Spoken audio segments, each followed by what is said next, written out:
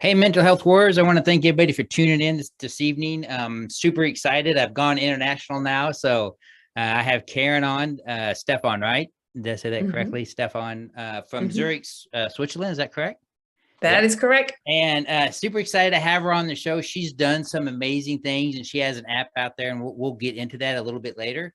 But like always, I want to say, be sure to go out to veteranstrashtalk.com, visit all of our shops. You can see our different podcasts that we have. I talk about it all the time. You can go out there and get your free, you can get our merch out there, your Veterans Trash Talk Mental Health Warrior t-shirt. I talk about the importance of is I have the crisis number on the back. If you're ever in crisis, you can text 741 to 741 and it's free. You can talk to a counselor. They can help you out. If you do go onto our shop, you can use the code CB Charlie Bravo 2022 and save 10% on your whole order. All benefits, it goes back to Veterans Trash Talk. I don't get paid for this or anything. We solely do this to help others. So all the money goes to that, and we think it's very important. So with that, I hope everybody read my little blurb. They grabbed their glass of Pinot Noir. They're sitting back with a blanket and an open fire and getting ready to hear about Miss Karin. We were talking before the show started, Karin, and I want to dive back into it. First of all, why don't you tell my audience a little bit about yourself, and then we'll go from there. Sure. So first of all, let me thank you for having me on the show. It's a real pleasure. And it also shows that we can be connected across continents and oceans and, be having a great conversation. So about myself, I'm a Swiss Colombian, born in Basel in Switzerland to a Colombian mother and a Swiss father. I have 4 siblings. One of them is from Vietnam, adopted from the war. And I grew up in challenging environments, not because of like money issues or any of that, but because there was so much potential to misunderstand each other. And my parents never got along. They really tried hard to be good parents, but they had issues, and they had great issues with each other, with us. They were a great deal overwhelmed. They passed on the overwhelm. So in short, I had my struggles in my childhood, and I thought it was due to language, to not understanding each other, and that all the fighting and all the misunderstanding were, due to not speaking the same language. It drove me to learn a lot of languages along the way, and it eventually drove me to study music, because I found out, there is this language that everyone understands, and it goes straight to the heart. And it's something that, people seem to be happy with. So I need to learn that. And of course, I found out that it's not the answer to every problem, and it doesn't solve every misunderstanding, but it was worth the while. I found it very early, in my early 20s. I founded my first company after studying in the US, in LA. And I kept that company and led it and owned it for about 20 years. And then I finally studied what I had always wanted to study, which was psychology, to better understand, beyond languages, how people tick, what makes us, make it difficult for ourselves and for others. What are the things that make us angry? What are the things that make us sad, happy? What drives us in our behavior? And I put that to work. I led several communities. I built business. I built relationships, ecosystem in the startup world in Asia. And then I came back after 30 years abroad to Switzerland to lead Impact Hub Zurich, which is a startup hotbed, if you will, a community and a co-working, co-innovation location. And I studied at the same time, I studied transformation and digital management, and realized that technology needs to be taken into account when tackling the big problems of the world. And one of the big problems I saw coming before the pandemic, many years before, was mental health. And that's why I left my executive job in 2021, and I founded Earkick, my second venture. And yeah, that's, the logo up here. Sorry, wrong side. Yeah, that's part of my story. There's more to tell, but I'll pass it back to you, Cliff. It's amazing. So, being a soldier, I was stationed in Germany. Took German in college, and I used to be very good at speaking German, of course. Oh, I forgot all that now. Good. I'm sure it'll come back to me at some point. Of course, last name Bauman, I have to learn some type of German, right? But it's interesting. So when you would go back to what you were saying about music, when I would go out on the economy and I would be visiting with, whomever, and the younger generation, I would ask them, how did you learn English? Because it wasn't conversational English or conversational German, right? It's not formal or proper. You just learn it. And a lot of them said they learned it by watching American TV shows or music videos. Music videos more so than, programs on TV. I think they started with the music and then it kind of moved into the cartoons or whatever. And I thought that was always interesting. When you were talking about, the importance of music, a lot of veterans, people that suffer PTSD or other mental health issues, music really is a way to allow them to relax, to reflect, to go back to a happier time in their life. Before the show started, we were talking about the languages that you're familiar with or you speak. And one of them, you said you learned, what was it, Greek? And of course, I don't know if a lot of you know this or not, but I'm Greek on my mom's side of the family. We originally come from Tripoli, Greece, which is up by the mountains there in Greek. So I was interested when you said that and you started talking about you wanted to read the old text. I just found that very interesting. Mm-hmm. Yeah, learning a language is not, you do it for a reason, right? And very often the reason is curiosity and learning something that it potentially helps you build connection and relationships. And ancient Greek, I learned ancient Greek was mainly to know the original text of the Bible. And I'm glad I learned it, because you can read translations and they're good, but there's something about the music, the tone, the rhythm of each language that is very different from other languages. And when I read that text, it just, it felt like my body understood what the words were and the meaning. And in languages, every language has something special, and for me, it has colors, and it has, again, music, and it's worthwhile learning it. It doesn't have to be the whole language. You don't have to be perfectionist about it, but you will find treasures along the way whenever you engage with a language. And it can be a language that only a few people speak. It can be a language that a lot of people speak, and you will find those treasures in both sides. So I can only encourage you to try it out. And even if you can only say hello, it means you are reaching out to someone, and you're building a bridge towards someone, and that's worth the while and the effort. Yeah. Well, I mean, I think as humans, we're always evolving, always learning. One thing I was curious about when we were talking is, we know that, here in America, we have, mental health crisis going on. We have soldiers, completing suicide, 22 a day, give or take, for several different reasons. Can you give us an idea of what that is like in Switzerland? Is there, because we know even with children, we have an issue, and COVID put a highlight on kids, completing suicide. And I had a good friend of mine, Linda Diaz, was on, and her daughter had completed suicide, and she went on to do a lot of great things and start a great foundation. And so I'm just kind of curious of what is it like in Switzerland or other countries you've been in that you're familiar with?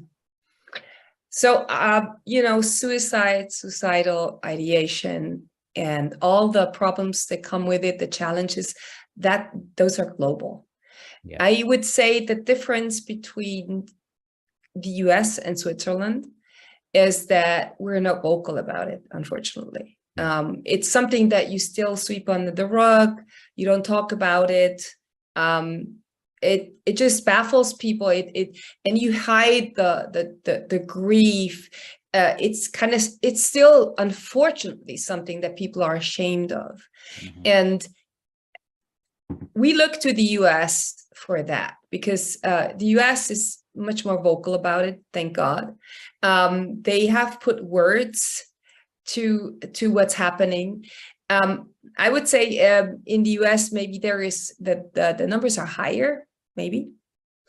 But, every suicide is one too much. Yeah, one too many, right? Mm-hmm. So it doesn't help to know if, this country has more or less.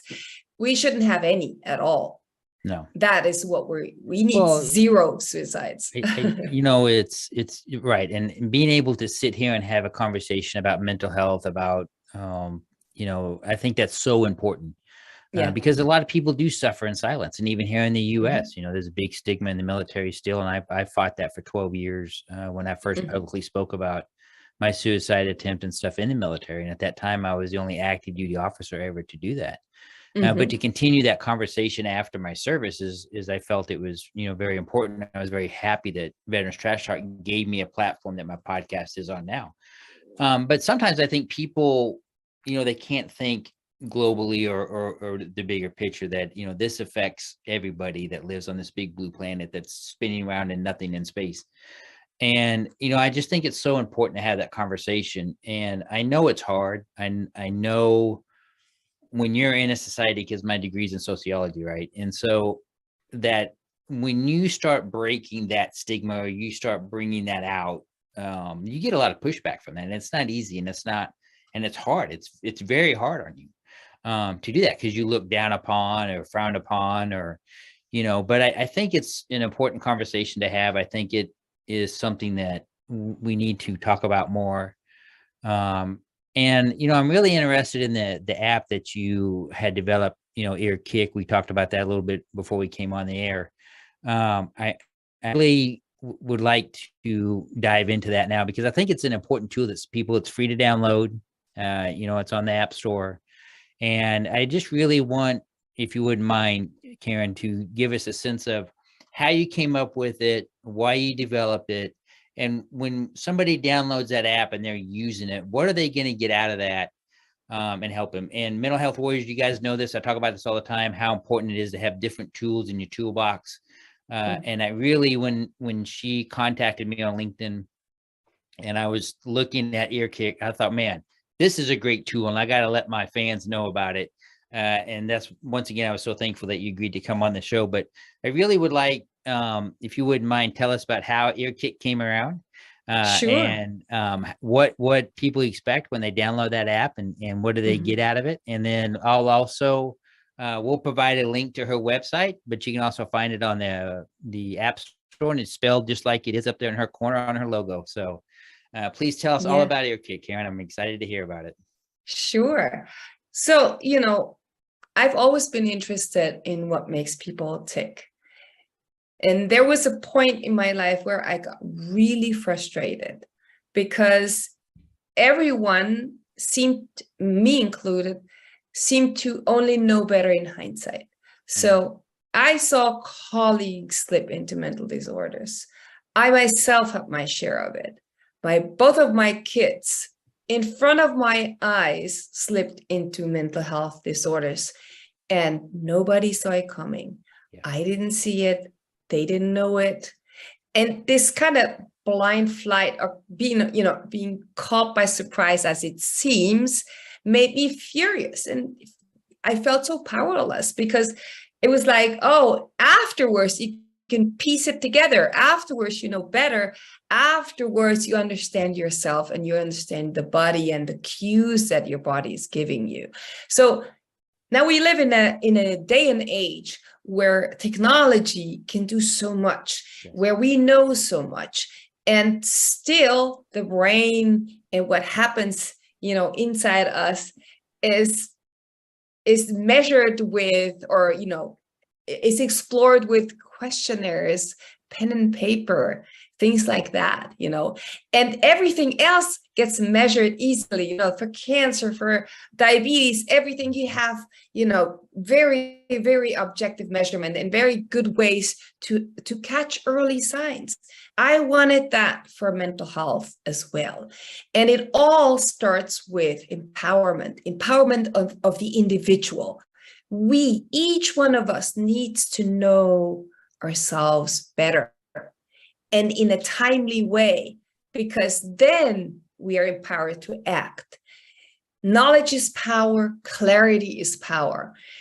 Now, then to give people that in a way that is not intrusive, required me and my team to build something that was A, free of cost, B, very effortless to use, easy to understand, and C, completely anonymous.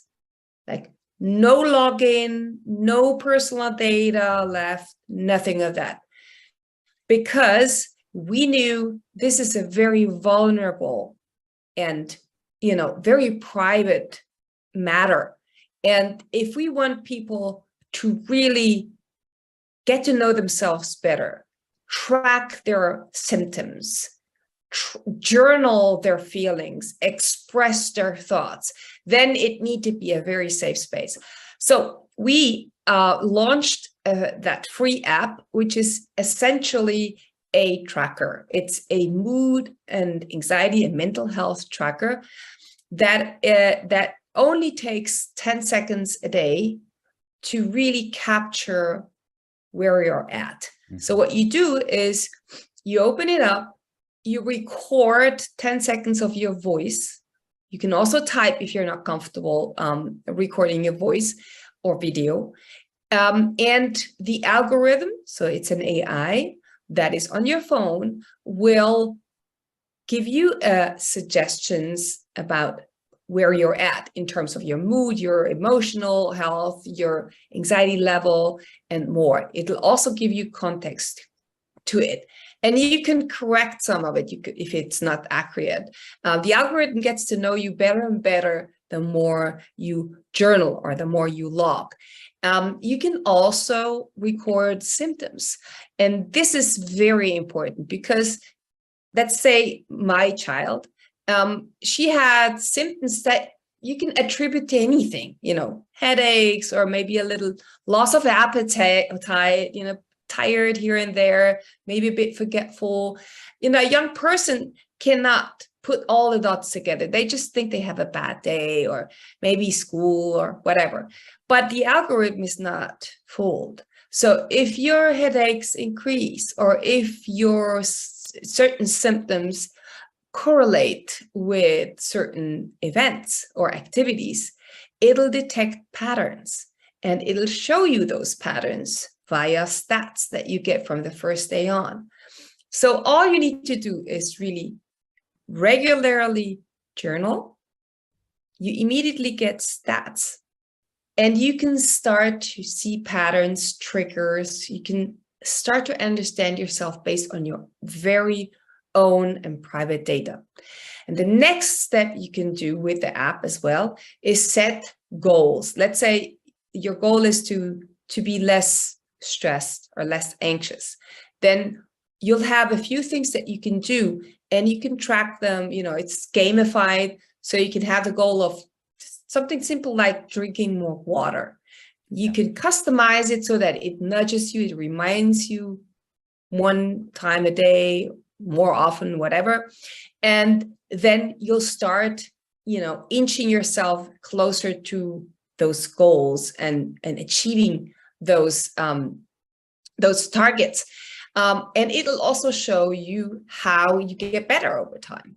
and how the things that you do contribute to a better mental health and to a better emotional health. And the other part that we also have in the app is content. So that means breathing exercises that help you calm down, or guided sessions, or something like an audio session that helps you if you feel like you're going to have a panic attack, things like that. And you can even see your heart rate drop if you have an Apple Watch that you can connect to it, and you do one of those very simple 1-minute breathing exercises. And even though you may not physically feel how your heart rate is going down, you sure will see it.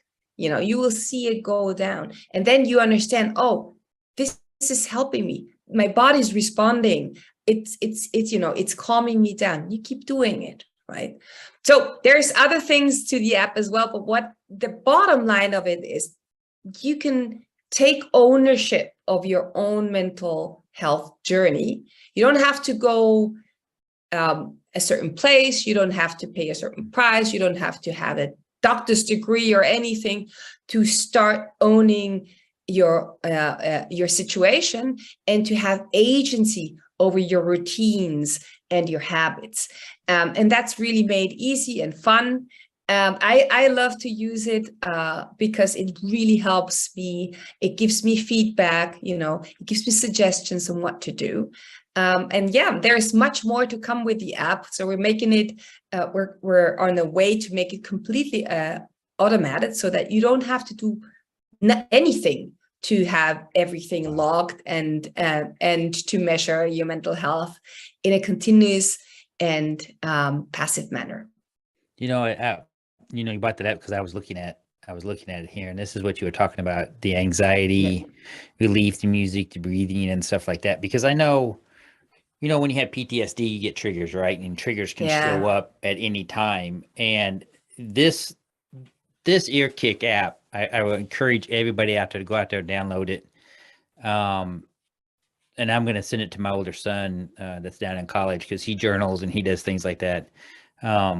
Because I just think it's so important. And he does meditation. I don't know if you watched some of my shows, I've started doing yoga, and I'm really surprised the effects that yoga has had in my life, and just taking that moment to kind of relax and feel your environment around you, and learning how to, move and stretch and do things that your body hasn't done for 20 years or probably never.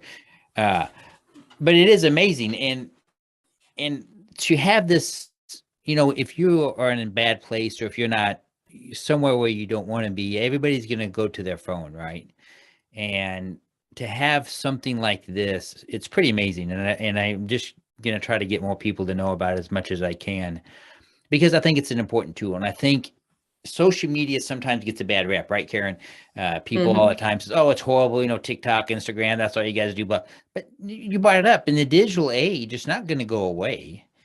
And we have to find a way to make it to where it's a value added and not a value subtracted, right? Yeah. And I think it's very important, especially mental health wise, to have something like this. And if you get a moment, just go out there to Earkick, download on your phone. You will understand everything that she just talked about.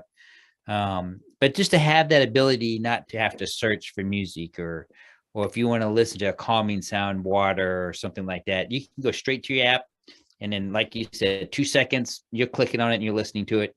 One thing I find interesting, I was looking at this while you were talking, I wasn't being rude, that you have this gentleman on here that tells you about breathing, the video about breathing. And I think that's very important, because I think sometimes people think, there's a way to do it. There's an art to everything, right? And and I learned this in yoga, to do that really deep breathing they're talking about, I think is something that takes practice. I think it's for me, one thing I realized in yoga, or when I'm meditating or trying to take that moment, is my mind never shuts off. I have a traumatic brain injury, and I have ADHD that was because of that. And until I got diagnosed, that I couldn't understand why I was all over the place, right? And so it's really hard for me to concentrate on that one thing or that one sound or that one moment. And, with yoga and other things, and of course, being a mental health warrior and trying different things, that's really helped and helped me, because one thing I talked about a couple podcasts ago, I had a really bad month in September. Of course, I was very busy.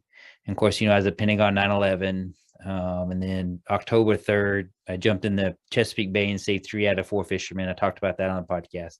And so, you get, of course, with Suicide Prevention Month and everything like that. And I have injuries in my back. So I get Botox in my back. And I was out running one day and came back and I got this real weird pain in my chest. I know it's not my heart because went to cardiology. I know it's not in my heart. My brain keeps telling me that it is, right? And I couldn't stop that train of thought. This is what you need to help you stop training that to stop those thoughts that run you down into that rabbit hole. Right. And I think everybody who's listening, or if you listen to the podcast or what, you'll understand what that rabbit hole looks like. Right. Because that leads to other things. Right. Karen, you study psychology. It can lead to drinking. It can lead to self-medication, not sleeping at night. That road can be very ugly as you start going down it. Yes. And it's, that's a tragedy that you may not even notice that you're trending downwards, because we get used to things. We get used to all kinds of things. And then all of a sudden we are in that dark place and we ask ourselves, how did we get there? And where is everyone else? Right. And that's not the moment when you're going to ask, when it's going to be easy to ask for help. That's why we really have to see the early signs, and we have to learn the easy and always accessible tools, such as breathing. The young gentleman that you saw is my co-founder, Dr. Herbert Bay, who explains the breathing, and he's also a vet. And he, the way he learned and the relationship to breathing that he has, he used to do deep diving. Apnea, the diving very, very deep in the sea and the lakes. So he was breathing nitrogen instead of oxygen. He's going well, that deep down, right? Well, no, he holds his breath, and he's a free diver. Yeah, and and for him, it's an experience. It's almost a spiritual experience, because he loves it down there. But you have to deal with your, biggest fears, because you could die anytime, right? Yeah. And to do this, like, consciously and proactively, go deep, hold your breath, be down there and not freak out, not panic, because it can kill you, is the best way to feel freedom and to reclaim control over whatever is not going right. So he talks about the breathing and how to do it and why it's so important.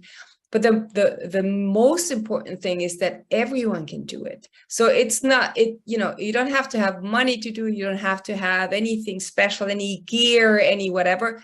You just have to start doing it. Yes, in the beginning, you might need some help on how to breathe in right and breathe out right. But it can be learned so easily. And it's amazing what it can do. It's really amazing. When I discovered it for myself, I used to suffer from stage fright, and terribly. It's so powerful, especially in the moments where you feel like nobody can help you, especially in the moments when you feel like you're powerless, that like everything around you controls you, when you feel like your body is doing whatever it wants. That's when you can, go for breathing. Mm-hmm. And it's really 1 minute can make all the difference. And as the more you practice this, it doesn't take lots of time. The more you practice it, the more you can just have it, ready when something strikes. Yeah. When whatever it is, whether it's an inner trigger, or it's an environmental trigger, or a situation or relationship problem, whatever it is there. And you can do it almost silently. It's not like people are going to notice. So I do it when I'm mad at when I get mad at someone. I have this South American temper, Yes. But it's not good when you're in certain situations. You have to keep your calm, right? And then doing that breathing that you train so often, it's liberating, and you get better and better every time you use it, right? Yeah. So I can only encourage you. And if breathing is not your thing, then there's other things. Listening to music, I'm with you. Yeah, try it. There is an ambience mixer as well that you can use with sounds. There's just, there's been a study out just recently from the Max Planck Institute in Germany that proves that, for example, the sound of the bird song can help even healthy people to reduce anxiety and irrational thoughts. And it's just you listening posted it on to Twitter bird today, song. right? I did. Yes. Yeah. Okay. Yeah. It's astounding because it's something that is available, and it's something that gives us within like seconds a feeling of the world is okay. I'm safe. And it's something you can't think yourself into that situation sometimes. No. But opening your ears and exposing yourself to certain sounds, going outside can really work. I'm not saying it works for everyone, but it's now proven scientifically that it does make a huge difference, right? Well, I mean, who isn't, and when, I wear hearing aids and I talk about that, right? When I take my hearing aids out, I can't hear the trees, of the leaves rustling in the trees. And so with them in, I can hear that again, right? So now I have that ability to do that now, and it's great because I grew up on a farm, so I was always outside. One thing I read about the other day is that, do you know why birds start chirping an hour before sunrise? I have no idea, and I would love to know. It wakes the trees up. Are you really? I was like, no way, and so it has something to do with the leaves of the trees and the birds vibrating. The trees produce whatever they produce that day to attract whatever insects. And that's why birds generally start making noise an hour before sunrise. I've been asking myself that for so long. Oh, and really? I'll tell you why. Yes, I'll tell you why. Because in April, so in Switzerland we have seasons. It's really cold in the winter. It's quite warm in the summer. Yeah. And in April, my partner and I decided to start sleeping outside because I love seeing the sky and the stars, and I'm asthmatic, so the fresh air and everything's really good for me. I sleep with my window open every night, winter, summer, whatever. We did that too, but we decided to go a step further and just test and see what our data says, right? Yeah. And we've been doing that, and we're looking at winter now and still sleeping outside. Let's see. But what I noticed was this with the birds. So they would start, very early, and I was like, why are they doing that? Like from everywhere, they kind of gather on those trees and start, making all these this chirping noises, etc. It's wonderful, and it's loud. Yeah. And one wonderful thing about sleeping outside or being in nature is that you actually you live the seasons. Yeah. They don't pass you. Like in former years, I would go like, oh, when did summer end? When did spring wake up? And how did it go by? I didn't notice, right? If you sleep outside, if you're outside a lot, you're 100% alive. Oh, yeah. And that's something that people, especially people with PTSD or trauma, need to live. This being fully alive in the moment, not in the past, not in the future, now, and feel their body, feel every cell of their body, and smell and see and taste and touch and do all of that. We all need that, but they need it especially. Yeah. So yeah. It's this past weekend, if you saw my post on social media, my son had college family day down in Hampton, Sydney, where he goes to college down in Farmville. And Farmville, Virginia is middle of nowhere. Now we have the same 4 seasons here in Virginia, and they're very nice seasons. But I'm the guy that wears shorts and t-shirt year round. And people are like, how can you do that? I'm like, well, let's say it's January and it's 50 degrees. Does that not feel warm to you? They're like, yeah, it's great. I'm like, yeah. So when it starts turning into fall, I just force myself to get used to the colder temperatures. So to me, I never feel cold. I mean, I wear flip-flops in the snow, right? I'll go shovel snow in the driveway and wear flip. It's not because I'm crazy. To me, it's way of me learning, and something I grew up with is adjusting to the seasons, like you were saying. And, one important thing about your app is if somebody uses it and they're journaling and they use it on a daily basis, and you start getting that history, maybe you realize that you have seasonal depression order, because you can go back and look and say, oh, well, why do I always feel down in November? Well, maybe less I mean, sunlight you can, or something. I don't know. In the stats, you will see temperature, the temperature, weather, and cloudiness, things like that, correlated with your mood and with your anxiety. So after a very short time, unless you're living in a zone where the weather is always the same, you will see whether weather has any influence on your mental health. And that's good to know, because you can prepare. You can prepare mentally, you can prepare otherwise, and it gives you that agency. And that's what I like about knowing what influences you. We even have moon phases that you can correlate with everything, because some people are convinced that the moon has something to do with their emotional but people state. acting crazy when it's a full moon outside, right? And people work in hospitals or whatever. It's like, oh, it's full moon, everybody's gonna be crazy tonight, and science is divided behind it. I don't know. Science is divided. There is papers that say there is papers that say there isn't. So what do you do when there is undecidedness? You look for yourself, and we can't wait to see the results, in a couple of months. We will see whether people actually are influenced by the moon cycle or not. So, we're adding to science, right? So with our data. God made us different. Everybody's different. And so what affects me may not affect you, Karin, or anybody else, and that's okay. And I think tracking a way to easily track it, because people want things easy nowadays. They don't want nothing hard. That's a great feature to have, especially if you suffer from PTSD, because there's always certain dates and times that obviously affect you. But just realizing that, certain sounds, smells affect a lot of veterans. Smells affect me, certain smells, and that'll take me back like that to whatever happened at that moment, to that smell. And it's the most vivid dream you've ever had your entire life, and it's something that you need to deal with. But if you have that and you enter that into your app or whatever, you journal it or you talk about it, in your app, I'm talking about the app,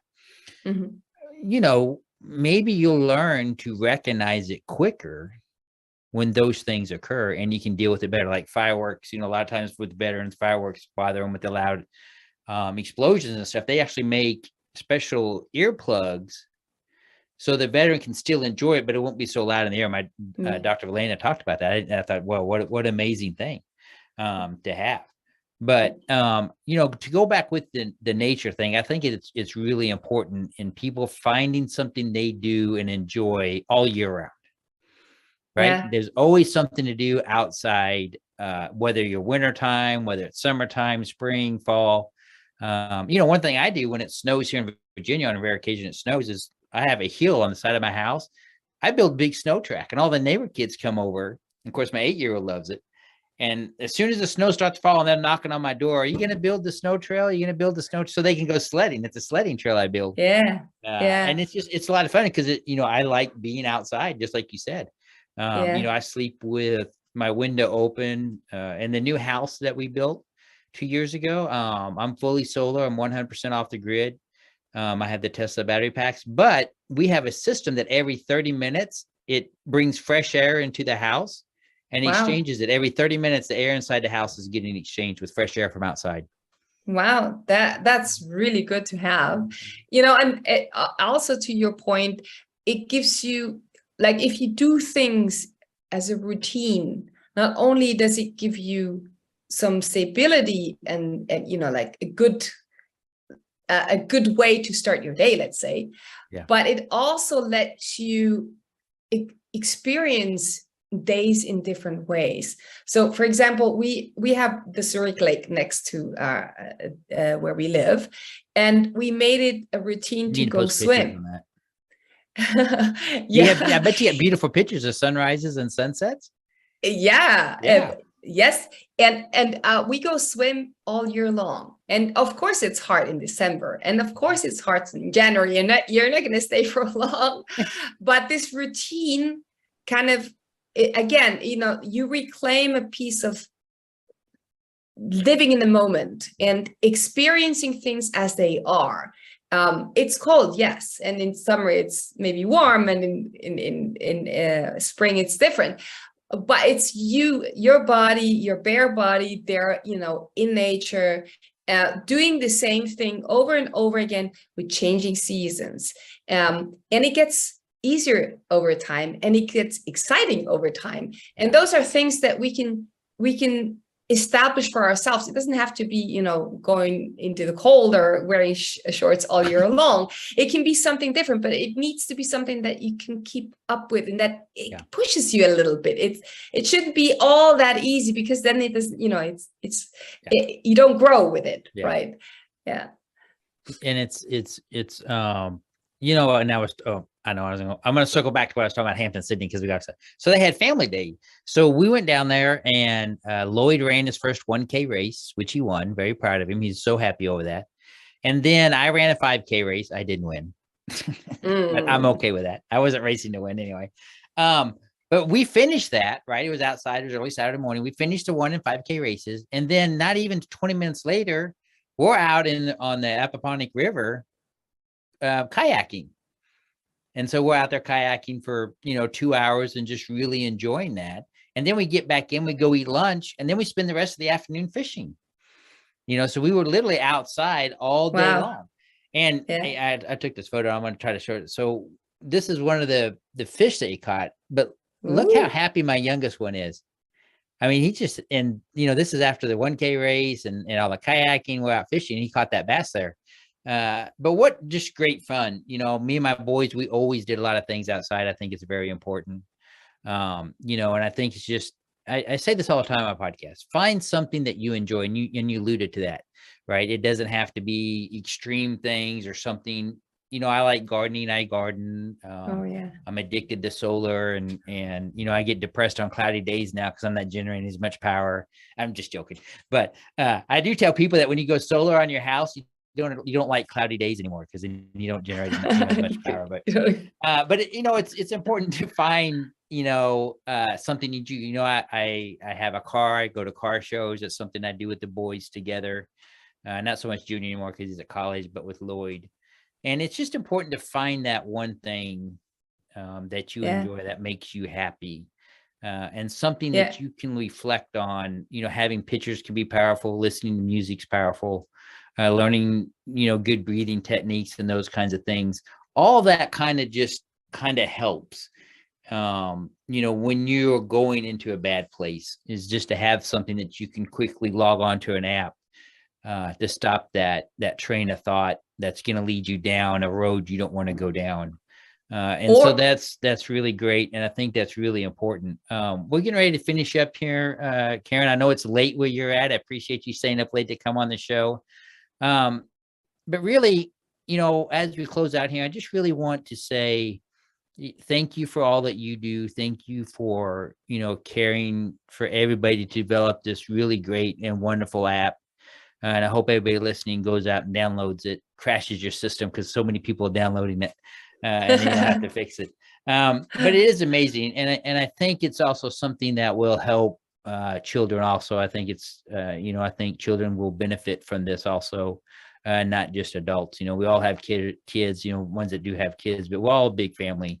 So with that, I wouldn't mind if you have any last words, and we'll go ahead and get this finished up. And I would love to have you and your co-founder come back on. I would love to have him talk about his deep diving experience. I think a lot of my viewers would really be into that. Yeah. So maybe we can get you guys back on maybe next month if you guys have time. Sure, we'll take the That might be time. fun. Yeah, one last thing that I'd love to say, because it ties into what you say in your posts, in your shows, this talking about what is going on and what we feel and being honest with ourselves. The app helps to express our feelings, because before we can talk to someone else, sometimes we need to kind of talk to ourselves or talk into a device to just see, oh, it's not that hard, and it's actually very therapeutic to get it all out there. And you can trash it, you can erase it if you don't like it, but to start that first step of just getting the words out or sounds out, whatever you need to do. And that's that can about your app is that you can speak to it, you don't have to type it. And you don't have to type. That is amazing. I'm just gonna say that's amazing, because I would speak it more than I would type it. I would. Yes, me too. And a lot of people who use it are young people, like people age, below 30. And for them, it's like they don't want to type. It needs to be very effortless. But however it's best for you is right. So use it the way you want. Get in touch. I answer every request, every question. I listen to suggestions because I'm so curious to learn from your experiences, from everyone who's on this show or is listening. Let's connect, let's weave that community of people who are aware, who want to be 100% alive and understand themselves better. Yeah. Right. And we're all in this together. I want to say, Karin, I really appreciate you coming on the show.